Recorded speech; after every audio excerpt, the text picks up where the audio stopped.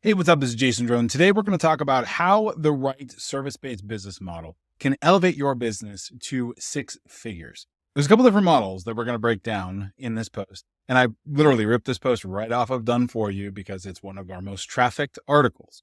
The thing is, when you pick the right business model, you're able to go after bigger fish, you're able to make more money, and you're able to do so more consistently. You have a higher quality of life, if you will, because it's more of a lifestyle based business. You might only work with 2 or 3 or 4 or 5 people. You won't necessarily be working with 20, 30, 40 people at the same time. But this is also a service business. So you need to make sure that the service that you are offering is something that your prospects need, they want, and they value.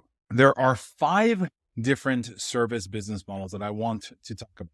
The first is the hourly model, is where you get paid by the hour. Now, hourly sucks from a service-based standpoint because you are always going to be trading time for money. Now, sometimes time for money is okay, like when you're making lawyer fees, $250, $300, $500 an hour. Time for money works okay then. You can work a couple hours, make $1,000 doing $30K a month with 2 hours per day if you're charging $100 an hour. So that hourly based model works out pretty well. Now, the retainer model is where you offer packages of hours. So you might say that you, Mr. Client, are buying 30 hours of my time over the next 6 months. And those 30 hours are going to be packaged up in between calls, maybe some on-site visits, or maybe some contract work or whatever. So it really just depends on how you want to structure those hours so that your clients are getting what they pay for. Number 3 is the monthly model, where you receive a monthly fee. So the monthly fee says that in exchange for your monthly fee, I am going to do A, B, and C. And as long as what I'm doing falls into A, B, and C, then the monthly model covers it. You can think of Netflix a little bit.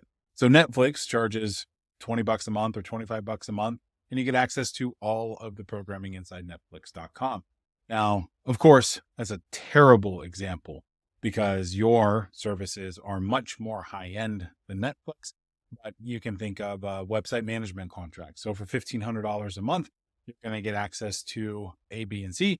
I'm going to update your website. I'm going to add new pages. I'm going to blah, blah, blah, whatever. And you pay me $1,500 a month, which is cheaper than what somebody is going to go hire somebody for. So they're not going to be able to go find a web developer who they're only going to be able to pay $1,500 a month and have that web developer be happy. So you're able to fulfill that service for 3 or 4 or 5 clients, and you make a great living, and all of your clients get cheaper web development services than they would if they hired somebody full time. So it's the monthly model. The performance model is where your rate depends on the results. The performance model is where your rate depends on the results. So let's say you own a printing company, and that printing company builds postcards or direct mail letters to send out to prospects. You might, rather than take an hourly, a retainer, or a monthly model, you might say, you know what? I want 20% of all business that this direct mail gets you, and then you collect that at the end of the month. So that's a performance-based model. And because you are paying for the postage and the stamps and the labor and the paper and the printing presses and everything else, as long as it works, you're going to make far more out of that deal than if somebody was to come to you and you were just to bid it out. You're going to make far more on performance because your stuff works. And the client has paid nothing up front. So all of the risk is on you, and you also deserve a greater payout for that. And then the 5th model is a project-based model. That's where you work on a proposed project or you work on some sort of a deliverable. So you can think building a new home, the general contractor is making X, and they are subbing out the plumbing, the electrical, the drywall, all of the basement, all that stuff. They're subbing it all out to subcontractors, and they're the ones that end up generating most of them. So the project-based model. So those are the 5 service models. that you can choose from. And you can also pick and pull from different ones. Now, the hourly business model is not easy to scale. Like I said, time versus money. So the amount of money that you're spending on a project means you can't be generating revenue from that somewhere else.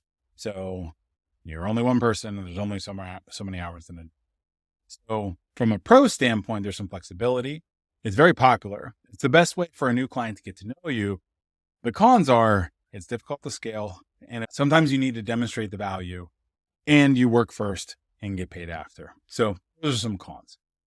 The retainer model involves signing up a contract for a certain number of hours.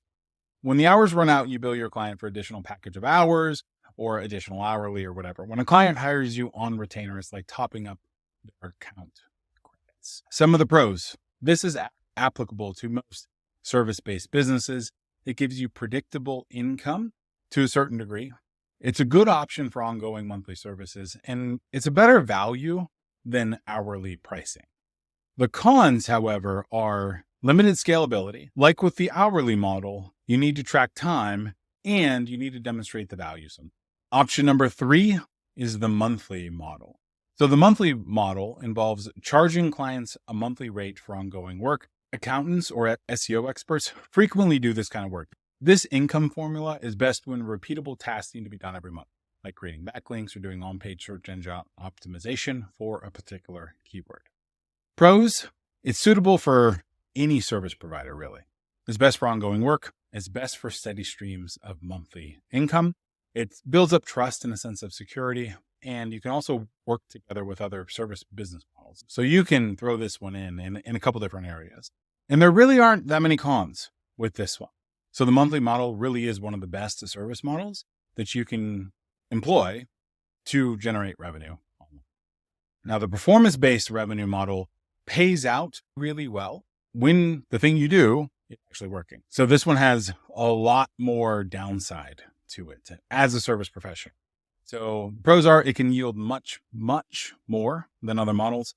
You can mitigate the risk if you receive an upfront fee, and it is best for expert service providers who know they can hit the results.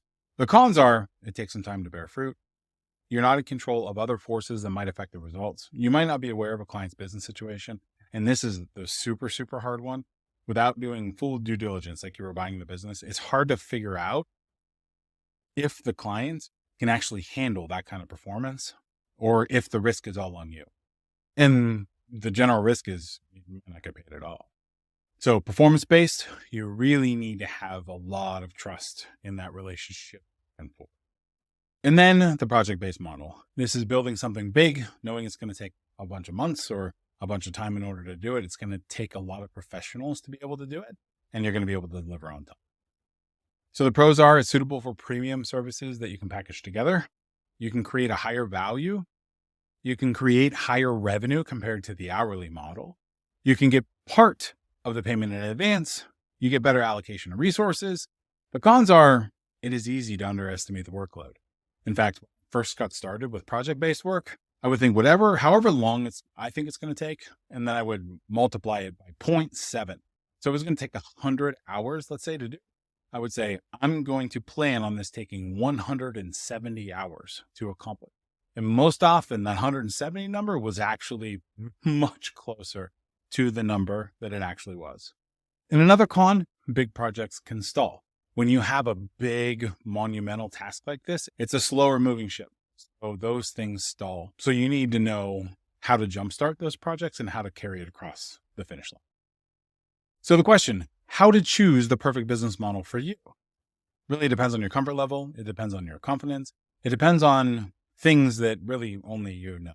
So I would say that once you get some good hourly projects underway, move to the monthly option. Once you get some good monthly projects underway, then think about maybe moving to performance-based. But the monthly option is really the middle of the road. It's the perfect service engagement that will build your business with continuity income, baking in that lifestyle that you want. If you'd like to learn more about setting up a coaching and consulting business, go to donewithyou.com/plus and get free access to our membership community dedicated to entrepreneurs building a lifestyle business like this. And if you want these kind of tips and tools in your inbox, go to getshitdone.io, fill in the little opt-in form, and we'll make sure to send this out to you through email. If you like this video, make sure to comment and subscribe. If you have any questions, let me know below, and I will talk to you soon. All right.